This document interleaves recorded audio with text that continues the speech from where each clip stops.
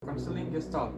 Pendiri pendekatan konseling Gestalt dikemukakan oleh Friedrich Perls pada tahun 1893 sampai 1970, yang mana konseling Gestalt adalah salah satu teori yang dapat dipakai untuk menangani masalah pada anak berkebutuhan khusus.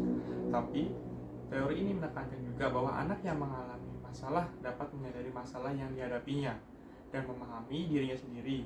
Adapun konsep dasar dari pendekatan Gestalt ini adalah kesadaran. Hakikat manusia menurut pendekatan Gestalt yaitu 1. Tidak dapat dipahami kecuali dalam keseluruhan konteksnya. 2.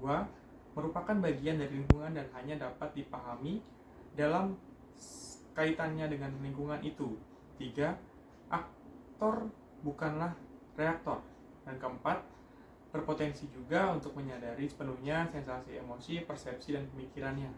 5. Dapat memilih secara sadar dan bertanggung jawab. 6. Mampu mengatur dan mengarahkan hidupnya secara efektif. Tujuan konseling Gestalt.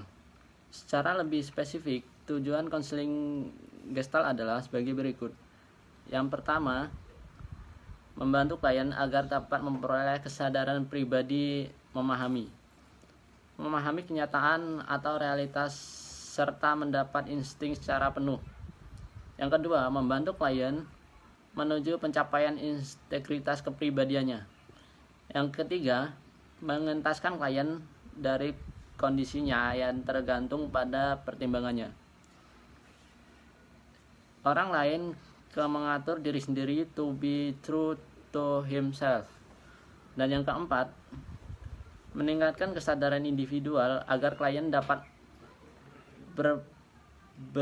bertingkah laku menurut prinsip-prinsip Gestalt.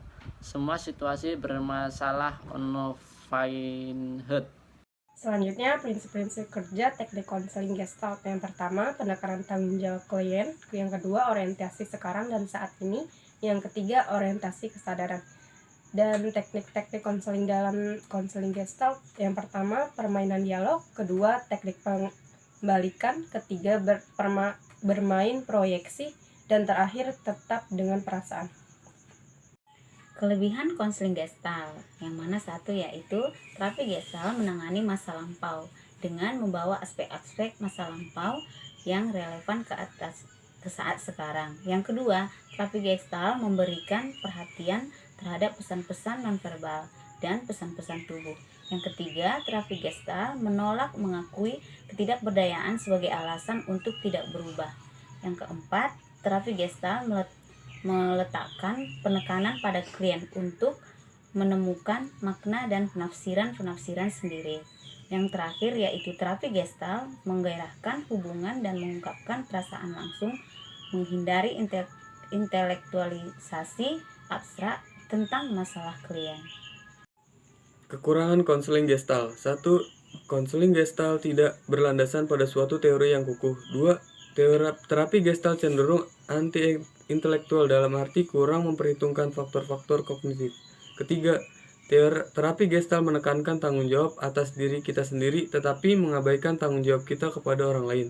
Keempat, terdapat bahaya yang nyata bahwa terapis yang menguasai teknik-teknik Gestalt akan menggunakan secara mekanis sehingga terapis sebagai pribadi yang tetap tersembunyi. Kelima, para klien sering berinteraksi negatif terhadap sejumlah teknik Gestalt karena merasa dianggap bodoh. Sudah sepantasnya terapis berpijak pada kerangka